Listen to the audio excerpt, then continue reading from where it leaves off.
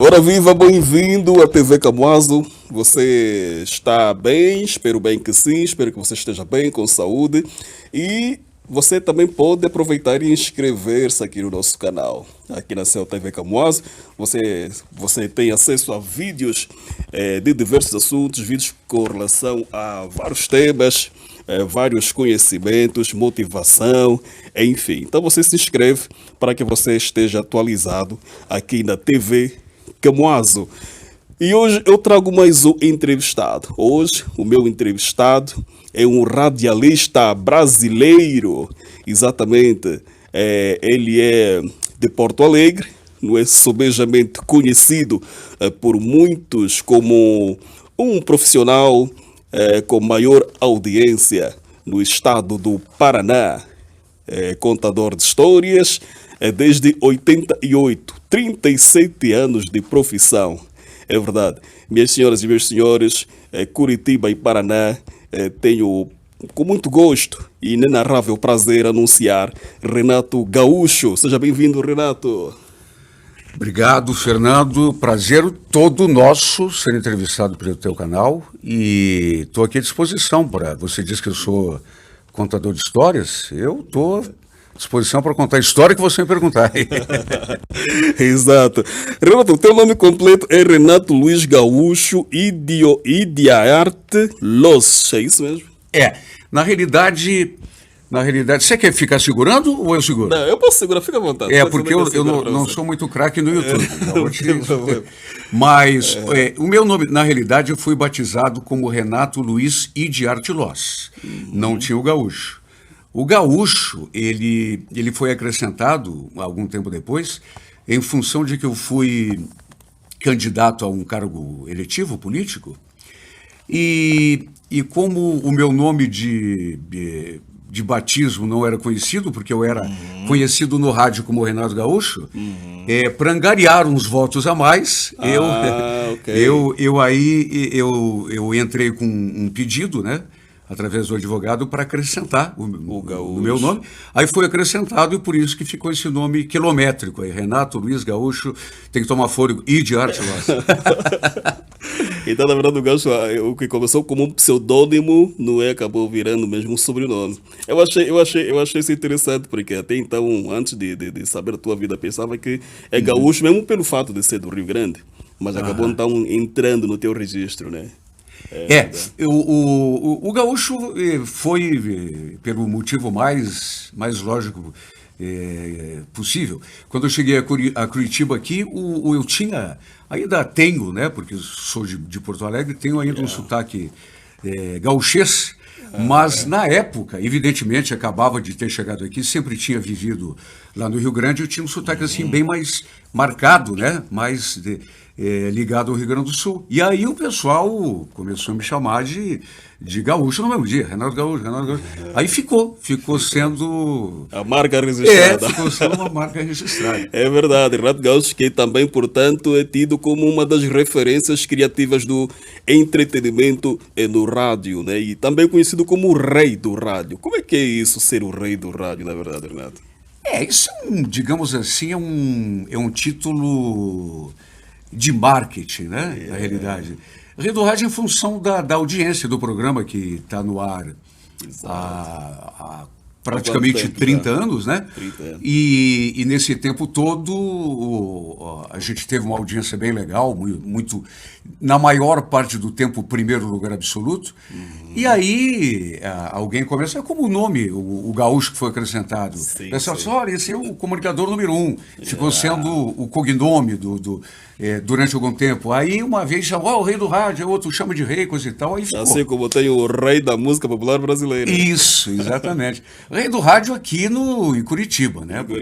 Em outras cidades e outros estados tem outros reis e outros campeões de audiência. Mas você é ouvido também na região, né? Curitiba e região.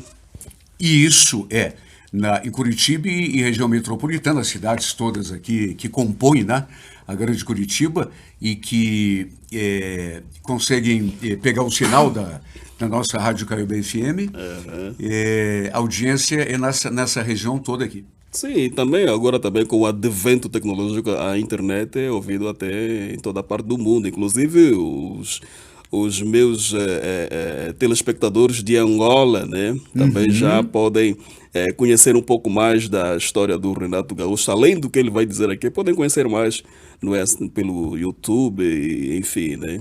É verdade. O rádio, né, Fernando, ele é muito diferente, tudo é muito diferente de uns anos para cá em função da tecnologia. Mas o rádio, principalmente porque antigamente era impensável você fazer um programa em Curitiba e ser ouvido em Porto Alegre.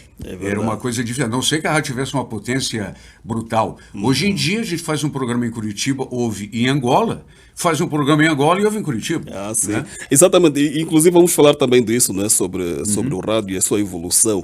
Mas antes queria saber, qual é a tua formação? Olha, eu tenho o terceiro grau incompleto. Digamos que eu fiz 5 semestres do curso de jornalismo e chutei o balde, abandonei, nem tranquei matrícula, abandonei, mas fiz até o 5º semestre de comunicação, já tinha optado por jornalismo, mas, enfim, acabei vendo que não era exatamente o que eu queria e abandonei. Exatamente. Mas agora, como é que você tem noção da dimensão, da repercussão do teu trabalho, do trabalho que fazes? Como é que é o acesso a esse feedback? Como é que você recebe o retorno dos que te ouvem, dos que acompanham o teu trabalho? Olha, tem institutos, o que faz o que dimensiona a audiência de rádios é o Ibope aqui no Brasil, mas hoje em dia, Fernando, o trabalho ele se espalha, o trabalho radiofônico e de qualquer meio de comunicação, ele se espalha assim de várias maneiras, né? A internet é uma coisa, enfim, que alcança uma dimensão assim que até bem pouco tempo atrás, 15, 20 anos, a gente não imaginava, né? Então, a gente tem ouvintes e eu acredito que nos anos seguintes isso vai aumentar, sim, de uma forma muito mais acelerada ainda, né? Mas, regionalmente, a audiência ela é delimitada pelo Instituto Ibope, aqui no Brasil. O Ibope aqui dimensiona, fazendo pesquisas, né, quantos ouvintes tem em tal rádio, qual rádio que é mais ouvido em tal região, em qual cidade. E graças a Deus nesse tipo de pesquisa, nos últimos 30 anos, não só o meu programa, como a Rádio Caiobá como um todo, tem sempre se colocado ali nas primeiras posições de audiência. E o carinho dos ouvintes? Ligam, te procuram, reconhecido na rua? Olha, na realidade, eu fiz programa de televisão também há algum tempo, fiz 1 ano e meio, pouco mais do que isso, e em função disso também sou reconhecido, não sou reconhecido como um Cristiano Ronaldo da vida, mas eventualmente me reconhece, mas é muito interessante que, apesar de a minha cara ser relativamente conhecida, me reconhece mais pela voz do que pela cara. Às vezes eu estou num ambiente e ninguém está olhando para mim, aí quando falo, então, até em função dos... Nossa, 30 anos de rádio é muito tempo, né? Numa cidade só. Então, apesar de ter uma cara que não é das mais desconhecidas, o que realmente funciona melhor para eu ser reconhecido no mercado, por exemplo, é a voz. Quando eu digo alguma coisa... Eu ouvindo assim, né, já ouvi por muito tempo no rádio, a voz é exatamente igual, né? Falando no rádio e falando assim pessoalmente, é o mesmo Renato Gaúcho. Até parece que está contando uma história para mim aqui, né?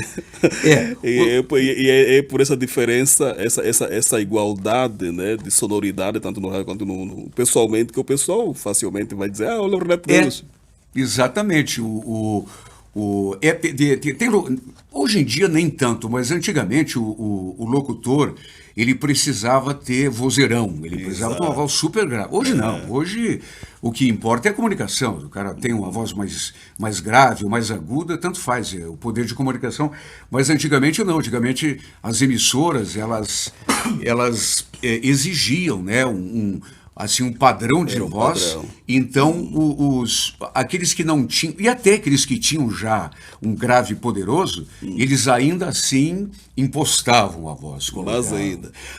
Aí, não, e parece que quanto mais voz o cara tinha, mais ele impostava, né? Porque queria impressionar. Impressionante. Então, num caso desses, eu acho que era mais difícil eu reconhecer, porque falando pessoalmente a pessoa falava de um jeito, e aí na hora de impostar a voz ele fazia diferente, mas hoje em dia, como a gente fala no microfone, eu pelo menos falo no microfone da maneira como falo em qualquer lugar, aí é mais fácil, né, de reconhecer. E já que estás a falar de voz, tem algum tratamento especial? Como é que você cuida disso? Porque a voz também requer cuidados redobrados às vezes, né? Sim.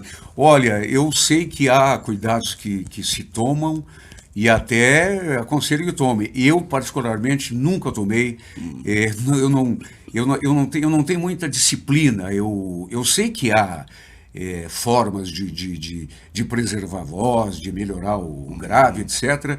Mas eu te confesso que, pessoalmente, eu nunca tive assim, esse tipo de preocupação. Na realidade, o que eu fiz para melhorar a minha saúde e, em consequência, a voz também, foi deixar de fumar. Que eu fumava até 15 anos atrás, sei lá. Eu fumava e isso eu sei que prejudica não só a saúde como um todo, mas até a garganta, a voz também. Isso eu fiz, né? Não foi exatamente um melhoramento, mas acabou sendo, porque eu fumava, tinha esse débito, digamos assim, contra a minha própria voz, e deixando de fumar, eu acho que eu fiz uma coisa boa, né, em função da saúde como um todo e particularmente para a minha voz. Mas é a única coisa que eu fiz, porque de resto, assim, tratamento e simpatias, nunca fiz nada. Práticas caseiras. Né? Também. Não, tem muita gente que, inclusive, dizem que determinados alimentos são bons para a voz. Gengibre, por exemplo. Isso que é ótimo. E eu até, olha, uma ou duas coisas eu até tentei, mas eu não tenho paciência. Eu não tenho paciência para seguir aquilo, sabe, durante muito tempo, então realmente não faço. Renato Gaúcho, driblar a concorrência é fácil? Qual é a receita? Olha, na verdade, eu sei que é um lugar comum, mas eu tomo como minha filosofia. O que eu tento, na verdade, não é que eu não me preocupe com a concorrência, é evidente que você quer estar sempre, mas a minha preocupação geralmente é ficar um pouco melhor do que eu mesmo fui no dia anterior. No inovar, né? Porque você tentando se melhorar, e melhorando nem que seja um pouquinho, você automaticamente já está conseguindo uma vantagem sobre a concorrência, né? Porque essa coisa de se concentrar muito no concorrente, eu acho que não é uma coisa muito saudável, não. Eu acho que o melhor mesmo é você se esforçar um pouquinho para ser um pouco melhor do que foi no dia anterior, ou no mês anterior, no ano anterior, porque se melhorando assim, pelo menos um pouco, você vai estar sempre em condições de superar a concorrência automaticamente. Bem, além de locutor, já publicaste livros, não é? Como é que está a tua vida literária hoje? Na verdade, os livros que eu editei, que eu publiquei, eles são todos decorrência do programa na rádio. Não eu tenho 3 volumes da música da minha vida, que são as histórias, onde tem uma seleção de cartas ali que o pessoal gostou de ouvir. Tenho mais... Quantos são? São 3 volumes. 3 volumes. E eu tenho 2 livros de crônicas, que eram crônicas, eu até dei uma parada, porque o programa é tão cheio de coisas que eu dei uma parada, mas eram crônicas que eu também escrevi, que lia de manhã no rádio. E tem um agora que foge um pouquinho ao padrão, que não é decorrente, mas de qualquer maneira tem ligação, que é um livro de pensamentos e de pequenas histórias que eu selecionei e coletei ao longo da minha vida toda, que eu sempre gostei eu vejo uma coisa bonita escrita, então tinha coisa ali de pedaço de jornal, tinha pensamentos escritos em papel de pão, enfim, eu fui juntando e editei esse livro que eu publiquei, foi o último, inclusive. Mas, basicamente, os meus livros, eles não são uma criação, assim, digamos que não decorrente do trabalho. São decorrentes, todos eles, do programa, ou de crônicas que eu leio, que li, ou das histórias, né? Como esse das histórias da música da minha vida. Então, eu não me considero assim um escritor. São livros que se originaram no programa de rádio. São, digamos assim, são versões gráficas do programa que eu apresento na rádio. Entendi. Agora, o que aconteceu com o programa que você apresentava também na televisão? Na televisão é um programa que existe até hoje. Existe há muito ainda? tempo. É Ver Mais o nome Ver do programa. mais, sim. Se não me engano, está sendo apresentado por uma mulher. Aliás, sempre foi apresentado por mulher e só eu que fui o bendito ou fruto que apresentei durante algum tempo lá. Era um programa de variedades depois do meio-dia. Começa, se não me engano, 1h30 da tarde. Sim. Mas você não se adaptou ao canal televisivo ou teve outros motivos para parar? Não, na realidade, foi a primeira vez que eu fiz um programa de televisão. Então, embora trouxesse a bagagem do rádio, da comunicação, como não poderia deixar de ser, nos primeiros tempos eu apanhei um pouquinho. Primeiro mês, depois eu peguei um embalo e fui bem, me desenvolvi. Aliás, agradeço muito porque foi mais uma coisa que eu aprendi, eu gosto de aprender coisas.